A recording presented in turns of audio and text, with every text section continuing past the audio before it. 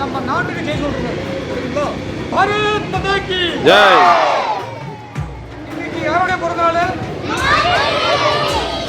எத்தனாவது பிறந்த நாள்? ரொம்ப தெளிவா இருக்குங்க. சின்ன வயசுல தீபாவளி பண்டிகை இந்த வயசுல மோடி இருக்கும்போது தீபாவளி பண்டிகை வருஷம் வருஷம் வரும் இல்லையா? அந்த மாதிரி பண்டிகை வரும்போது எல்லாருமே புது துணி போட்டுருக்காங்களாம். அம்மா அம்மாவும் பசங்களுக்கு புது துணி வாங்கி கொடுக்குறாங்களாம். ஆனால் மோடி துணி வாங்கி கொடுக்கல, ரொம்ப ஏழைங்க. அவர் போய் அம்மா கிட்ட கேட்குறாங்க, அம்மா எனக்கும் ஒரு புது துணி வேணுமா, எல்லாரும் பசங்க நண்பர்கள்லாம் போட்டிருக்காங்க, எனக்கு துணி இல்லாமல் சொல்லி மோடிஜி அம்மாவை கேட்குறாங்க. அப்போ மோடி சொல்கிறாங்க, நம்ம ரொம்ப ஏழைங்க, நம்ம மாதிரி நிறைய பேர் நாட்டில் இருக்காங்க, நம்மளை விட மோசமாக இருக்காங்க, நம்ம துணியில் அப்படிதான் இருக்குன்னு சொல்லி அன்னைக்கு மோடிஜி அவங்க அம்மா சொல்கிறாங்களா.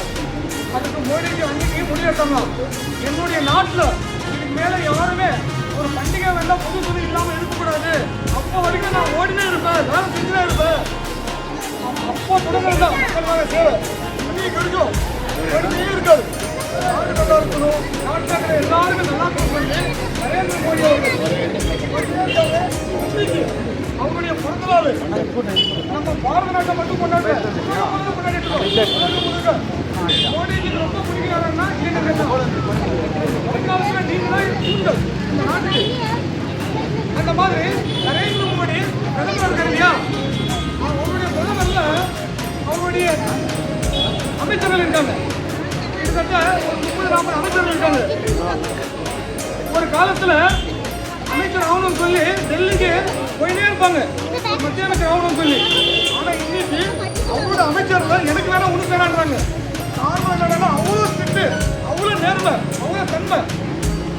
இந்த மாதிரி நம்ம நாடு நல்ல விதமா இன்னைக்கு ஆரோக்கியமா ஆனந்தமா இருக்காதுன்னா அதுக்கு மோடிஜி தான் காரணம், மோடிஜி மட்டும்தான்.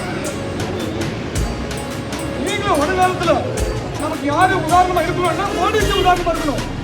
மோடிஜி எப்படியெல்லாம் வேலை செஞ்சாரோ, எப்படியெல்லாம் இந்த நாட்டுக்காக வேலை செய்யறதோ, அந்த மாதிரி நீங்க எல்லாருமே வருங்காலத்துல நீங்களும் ஒரு மோடி மாதிரி வரணும்.